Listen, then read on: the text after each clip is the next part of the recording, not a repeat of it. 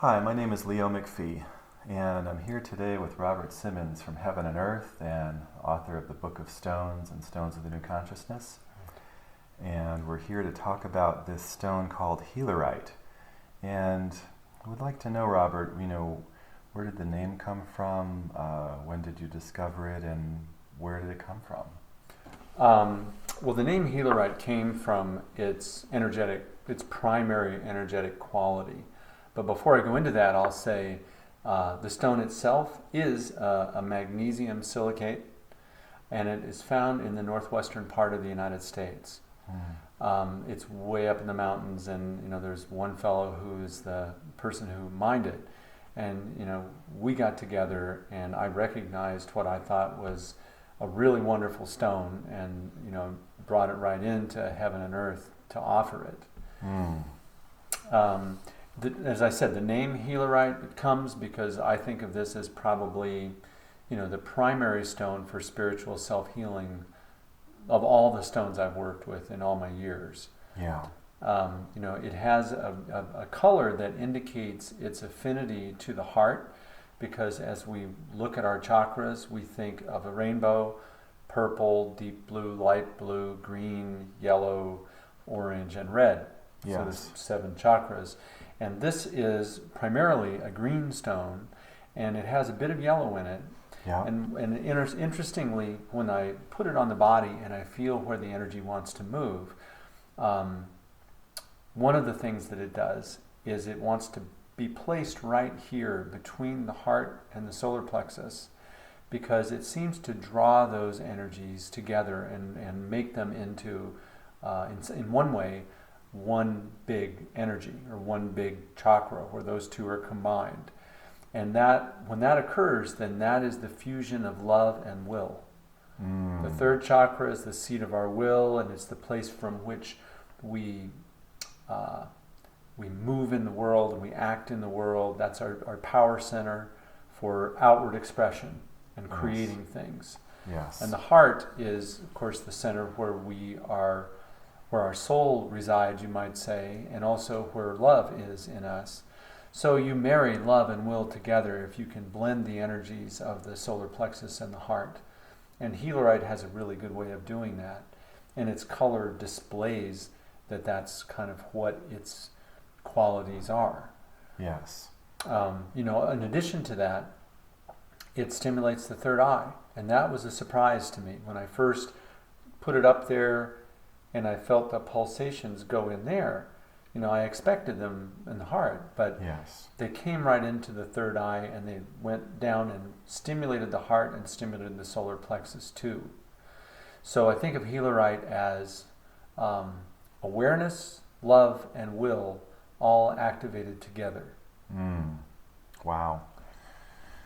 So what was your sense of it when you first worked with it? Well, the first thing that hit me was just the visual beauty. And it bears saying that this is not enhanced at all. I mean, this is the natural color, Right. And I've never seen another stone with this particular tone of that green into yellow from anywhere. And then when I held it, I felt just this most amazing energy right in here where you were speaking about. But also it's energizing. I mean, that all together, is very energizing in a way that usually a stone that's kind of this color and this feeling physically is soft, and it might be subtler. But this is not a subtle stone to me. It's very Right. strong, it's very forthright energetically. And I feel like the name is really appropriate, Healerite, in that it really does embody the essence of healing, in a way of holding the stone and how it feels in the body. And the thing is, it's a feel-good stone. I think that's the main thing. Everyone who I've seen, we just took it to the Tucson Gem and Mineral Right. Show, and people just see it and they're like, oh, and pick it up and hold it. It's a feel-good stone, and it seems to just bring out kind of like an innocence in people I've seen. That's really interesting. I know, I'm for sure, this was the hit of our show in Tucson this year. Yeah. I mean, this was the one that the most people gravitated to. We sold more of it, I think, than any other single thing, and it was the first year there, so that's remarkable. Right. Because usually a stone has to already be popular to be the stone we sell the most of at our big show.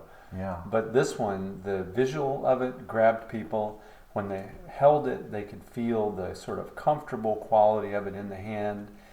And then, of course, the subtle energies did things that are kind of like what we were talking about, but weren't necessarily something the people were putting into words. They just knew they liked it. Yes. And I've seen that over and over again. I mean, my wife Kathy, the first time I brought a piece, the first sample, she said, "Oh, this feels nice." And I got that from so many people in Tucson at the show. Yes. And I say it too. Now, when I try to talk more like on a little bit deeper level of what I envision going on with this stone, my sense is that feeling of well-being, of the feel-good stone, like you call it, is engendered by what it's doing, which I would call activating the divine blueprint of wholeness and health in the body. And this divine blueprint idea is to say that there is a kind of an ideal perfected quality of well-being that the human organism blended with the human spirit is set up to be able to function at. Yes. And that in our imperfect world, with all the things that are going on with it, we're all in a situation where parts of ourselves get dislocated on the energetic level, on the physical level. Things get out of balance and out of harmony, and one of the big things that the whole movement of natural healing and holistic practices is to bring a person back into the natural state of feeling healthy and whole. Yes. And this feel-good quality that Healerite stimulates is, in my picture of it, it is the sort of symptom of how it is when your divine blueprint is more or less aligned with the way that your spirit and body are functioning together. Yes. And I'll add to what I have experienced with this in a little bit deeper way as well, is that it feels like it offers the emotional body incredible soothing, and that's such a simple thing to say, but I think given the strife, again in the world, the speed at which things are at, and a lot of people, not feeling caught up with themselves in a way, it's almost like this stone is just something to remind them, of who they are, where they are, what it's like to feel good, emotionally especially, That's right. And in their body. And I think I can overlook that from moment to moment, like, oh yeah, that's nice, but it's Right. like, no, wait a second, that's nice is really important. Yeah, Now, exactly. like really pivotally important. So it's, I guess for me, this stone is interesting in that it's so straightforward, and such a feel-good stone, and yet it also is really deep, Right. Energetically and in its effect. There's one of the things, there's so many things to say about Healerite. One thing I would say is that I feel like it infuses the body with chi, with life force, with that energy that is what sparks life in all of its manifestations. That it's kind of a chi magnet in that way, and so wearing it or carrying it is a way to increase your chi. Yes. And chi is the same thing as prana. It's life force energy. Right. So that's one thing. But another thing that occurs to me is that this sense of well-being, simple sense of well-being, like you said, that's nice. That's also symptomatic of a kind of comfort that it brings to the whole being. And in that comfort, there is a sort of generosity of self that arises, and a capacity for intimacy with other people that is stimulated too, because with that outward expression of the feeling good, people want to reach out to other people. Yes. So the intimacy is stimulated by that too. Yes. Yeah. Well put. And when I go there, when I go into that idea about Healerite, I remember how well it resonates with Azumar. That's right. Azumar is the blue stone that we just recently brought into our array of things we offer, and it's that turquoise robin's egg blue kind of stone. And its energy, as you remember from when we talked about it, is in your own experience, is really a kind of rejoicing. It's an actively happy energy.